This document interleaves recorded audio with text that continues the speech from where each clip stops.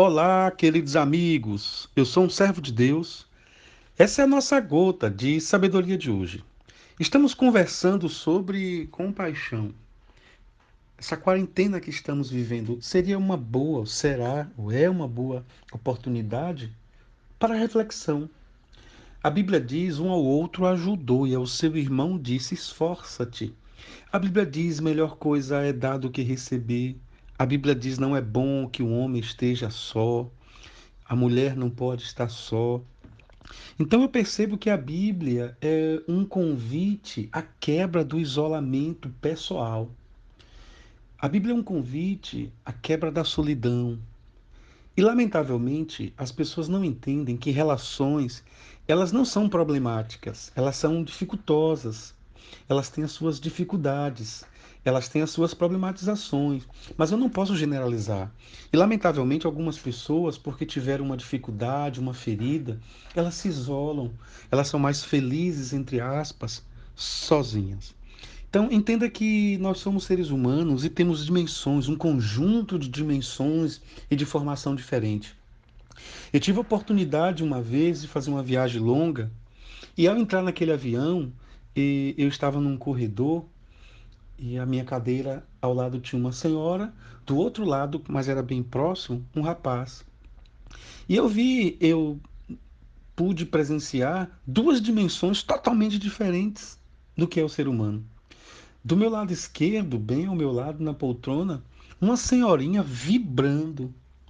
Uma senhorinha, meu Deus, a mulher, uma alegria e tudo ela comentava. Era a primeira vez que ela estava num avião, uma viagem longa, uma viagem internacional. Então ela vibrava com tudo, era uma alegria, o coração dela estava palpitando de alegria. Do outro lado havia um rapaz que ele sofria. E ele dizia assim: me disseram que quando o avião está cruzando o Atlântico, sacode muito, parece que vai explodir. Me disseram que essas aeronaves maiores, quando elas vão decolar, elas podem ter uma turbina desligada. E ele começou a reproduzir coisas que tinham dito a ele. As pessoas tinham falado para ele, as pessoas tinham construído, e a imaginação dele ia potencializando cinematograficamente. E aí, nesse conjunto de dimensões, de percepções, de reações, a gente precisa entender que eu preciso viver essa compaixão. Essa compaixão é entender o outro. Você já pensou se eu olho para esse rapaz do lado direito e digo assim: deixa de ser bobo? Não. De um lado tem alguém que processou e disse é bom. Do outro lado tem alguém que processou e disse não é bom. É por isso que eu gosto da mão de Jesus. E o texto que nós estamos lendo, em Marcos 1, 40 em diante, quando o leproso, no 41, profundamente compadecido, disse Jesus, estendeu a mão, tocou e disse: quero, fique limpo.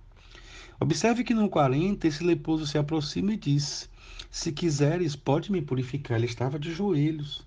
Ali havia uma pessoa angustiada, desesperada. E aí, o 41 é que me chama a atenção quando ele toca, Jesus toca no leproso. Eu já te disse ontem que, cerimonialmente, para a religião, se alguém tocasse num leproso, ele ficaria impuro. Então, Jesus estende a sua mão e toca nesse leproso.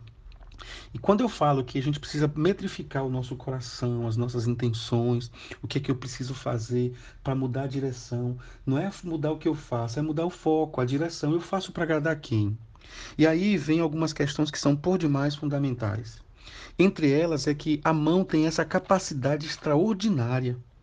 A mão é algo que toca profundamente no meu ser, só o significado de uma mão. A mão demonstra a percepção. Observe quantas vezes você pode olhar e dizer bem assim: a mão serve para isso. Quantas vezes, se você for falar, verbalizando dois, número número dois, número três, a mão serve para isso. Engraçado, Jesus usou a mão para abençoar. Há pessoas que usam a mão para dizer não. Há pessoas que usam a mão para dizer tchau, já foi, já vai tarde.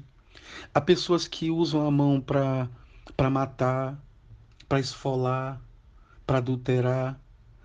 Pessoas que usam a mão para as redes sociais com seus dedos, para falar mal, para brigar, para discutir, para partidarizar. Então, a força de uma mão, ela é por demais importante. A mão pode abraçar, pode afagar, pode cuidar. A mão pode fazer um gesto com o dedo indicador de tudo ok. A mão pode dizer bem assim, olha, tá faltando você.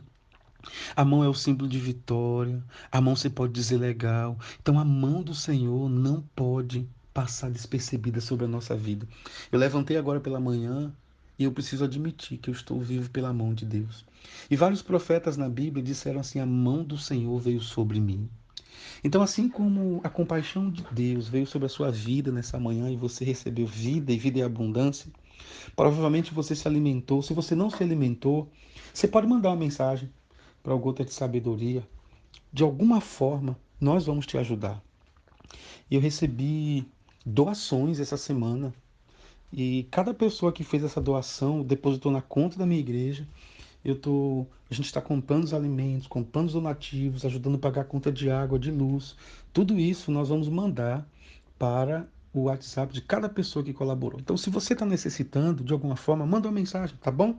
Mas eu quero finalizar essa gota dizendo o seguinte: assim como a mão de Deus está sobre a sua vida, faça com que a sua mão seja uma bênção para outras pessoas. A mão da compaixão, tá bom? Querido Deus, obrigado por esse dia, por essa manhã especial, porque é vida. Abençoa meu irmão, minha irmã, Senhor, com a tua mão. Bota a tua mão nesse coração, nessa mente e quebra todo o processo, Senhor, de desconstrução, de angústia, de dor, de medo, de sentimento de derrota. Eu quero profetizar. A minha voz é a voz de Deus, a palavra de Deus. Chegue ao coração dessa pessoa, porque a palavra de Deus já me é mais do que suficiente. No nome de Jesus. Amém. Grande abraço, pessoal. Fiquem com Deus.